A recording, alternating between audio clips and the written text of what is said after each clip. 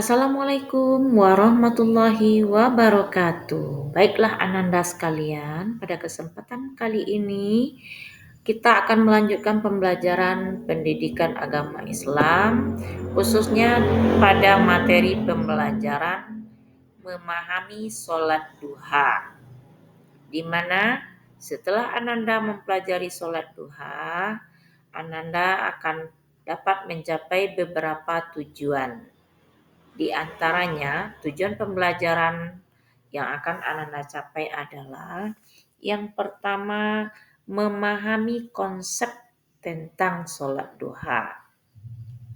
Kemudian yang kedua, Ananda nanti dapat menjelaskan tata cara pelaksanaan sholat duha. Tujuan yang ketiga, Ananda akan dapat menyebutkan hukum pelaksanaan sholat duha. Yang keempat, Ananda dapat menyebutkan keutamaan dari sholat duha. Baiklah, untuk selanjutnya kita mulai pembelajaran tentang memahami sholat duha. Sebelumnya, apakah Ananda ada yang sudah tahu tentang sholat duha? Iya, sholat duha merupakan salah satu sholat sunnah. Oke, sholat duha merupakan salah satu sholat sunnah yang dilaksanakan pada waktu duha, yaitu pada waktu matahari naik sepenggalahan, di mana jamnya berkisar antara jam 7 pagi sampai jam 11 menjelang waktu zuhur. Jadi sholat duha ini merupakan sholat yang tidak asing. Mungkin di antara Ananda semua pernah melihat orang tua atau anggota keluarganya melaksanakan sholat sunnah di waktu duha ini, nak. Mungkin ibu kita, mungkin kakak atau ayah kita. Iya. Hukum melaksanakan sholat duha ini adalah sunnah muakkad. Apa itu sunnah muakkad? Nah, sunnah muakkad ini adalah sunnah yang dianjurkan untuk melakukannya oleh Nabi Muhammad SAW.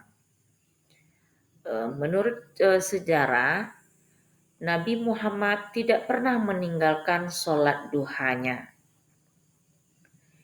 Kemudian tata cara pelaksanaan sholat duha, di mana jumlah rakaatnya adalah paling sedikit atau minimal 2 rakaat. Dan maksimalnya atau rakaat yang paling banyaknya adalah 12 rakaat. Nah, Ananda sekalian, sekarang kita lanjut lagi tentang tata cara pelaksanaan sholat duha. Bagaimana cara kita melakukan sholat duha? Cara melaksanakan sholat duha tidak jauh berbeda dengan sholat fardu. Hanya saja pada rakaat pertama nanti kita akan membaca surat-surat tertentu, di mana pelaksanaan sholat duha pada rakaat pertama kita mulai dengan membaca niat, takbiratul ihram, kemudian membaca doa iftitah, lanjut membaca surat Al-Fatihah, dan kemudian kita lanjutkan dengan membaca surat pilihan. Pada rakaat pertama ini boleh surat Asy-Syamsi, boleh juga surat Al-Kafirun. Kemudian kita lanjutkan dengan gerakan sholat dari ruku, iktidal, sujud, dan kembali untuk melanjutkan rakaat kedua. Nah, pada rakaat kedua kita membaca surat Al-Fatihah dan surat pilihannya adalah surat Ad-Duha, ya. Kemudian lanjut dengan gerakan ruku, iktidal, sujud, tasyahud, sholawat sampai akhiri dengan salam. Nah, itulah tata cara pelaksanaan sholat duha. Yang perlu ditekankan di sini adalah pada rakaat pertama kita boleh membaca surat Al-Kafirun atau surat Asy-Syamsi. Dan di rakaat kedua kita membaca surat ad-duha. Semoga anak-anak bisa dimengerti Ananda semua. Dan terakhir setelah salam kita membaca doa sesudah sholat duha. Oke Ananda semua. Nah Ananda sekalian, ini adalah doa sesudah sholat duha. Jadi setiap selesai sholat duha, kita membaca doa khusus. Itu doa sesudah sholat duha. Nah, ini adalah arti dari doa sesudah sholat duha, di mana intinya adalah kita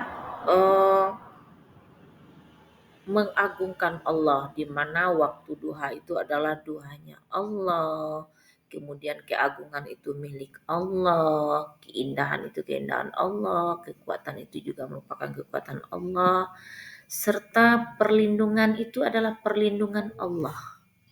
Kemudian kita memohon kepada Allah untuk dibukakan rezeki kita. Di mana jika rezeki kita masih di bumi, mohon dikeluarkan. Seandainya rezeki kita di langit, mohon diturunkan.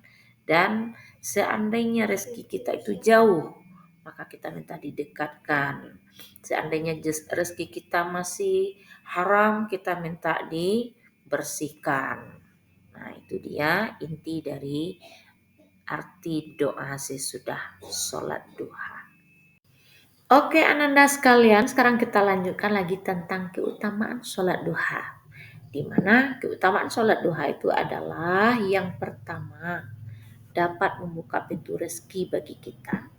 Yang kedua, dapat menghapus dosa kita.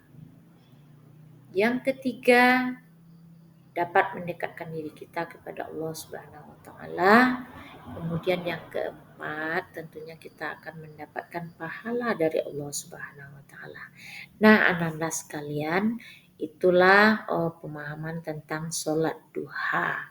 Dan sekarang untuk lebih sempurnanya, silakan Ananda membuka buku pada halaman 160 sampai 163.